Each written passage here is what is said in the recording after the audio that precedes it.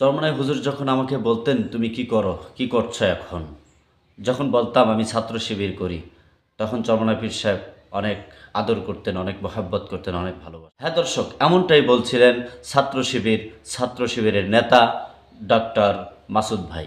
মাসুদ ভাই আলহামদুলিল্লাহ সুন্দরভাবে সাক্ষাৎকার দিয়েছেন চরমনাইতে গিয়ে আলহামদুলিল্লাহ পরিদর্শন করেছেন। হ্যাঁ দর্শক, চরমনাইতে ইতিমধ্যেই আগমন করেছেন মাসুদ ভাই এবং জামাতের আমির ডক্টর শফিকুর রহমান সাহেব হাফিজাহুল্লাহ।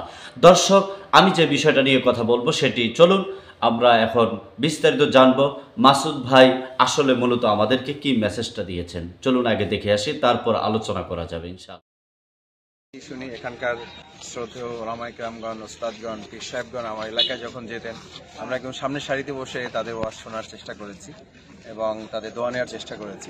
আমরা ইসলামী ছাত্র শিবির করতাম, গিয়ে আমরা পরিচয় দিতাম যে আমি ইসলামী ছাত্র শিবির করি। ওনারা তখন আমাদের মাথায় হাত দিয়ে দোয়া করতেন যে তোমরাও ইসলামের কাজ করো, আমরাও ইসলামের কাজ করি, আমরা সবাই মিলে এগিয়ে যেতে হবে। সে সময় থেকেই একদম ক্লাস 6-7-এ যখন আমি, তখন থেকেই এটা চলে আসছে।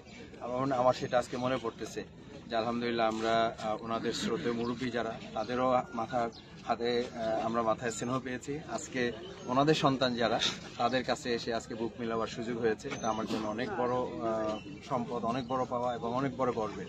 আমি মনে করি যে আমাদের আজকের এই সম্প্রীতি গোটা বাংলাদেশের 18 কোটি মানুষের সম্প্রীতিতে পরিণত হবে ইনশাআল্লাহ, এবং ইসলাম বিজয়ের জন্য এটা একটা ভিত্তি হিসেবে কাজ করবে। অনেক দর্শক, ডক্টর মাসুদ ভাই ইতিমধ্যেই চরমনাইতে গিয়ে সাক্ষাৎকার দিয়েছেন। আলহামদুলিল্লাহ সুম্মা আলহামদুলিল্লাহ। আমরা চাই এইভাবেই আমাদের রাষ্ট্রগুলিতে ইসলামী দলগুলো ঐক্যবদ্ধ হোক।